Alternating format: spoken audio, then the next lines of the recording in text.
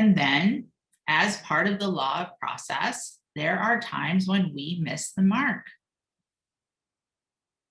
because we're human and because we're highly sensitive humans and because we're highly sensitive humans who are in training. So yesterday, I missed the mark. There's some actions I would have liked to have taken sooner rather than later. I did the best I could. It was good enough. And I have the opportunity to re-return. So let's talk about the power of re-return. Re-return is recognizing when you have missed the mark or gotten off track.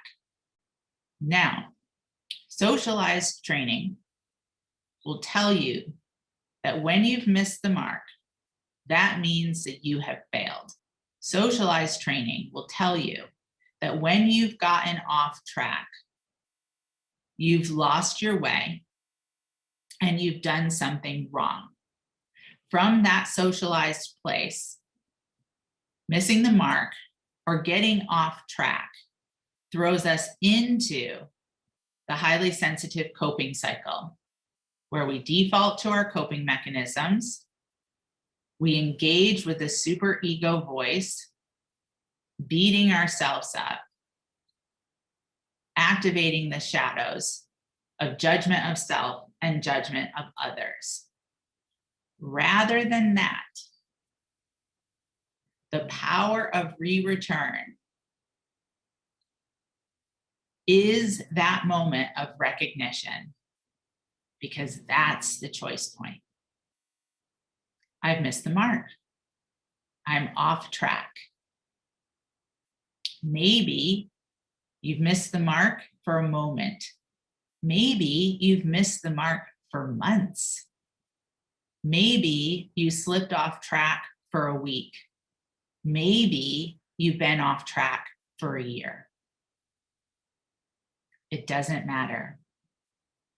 What matters is how you respond to the recognition. Because in that moment of recognition, you have the choice. I'm going to go into the coping cycle. I'm going to go into victim, coping mechanisms, superego voice, beating myself up, or allow yourself to re-return and begin again. And each time you recognize and you make the choice to re-return, you go up the spiral. Growth, business, life is not a linear ascension line. It's a spiral where you hit the same lessons over and over, but with slight improvement every time. And it's re-return and allowing the power of re-return to work in your favor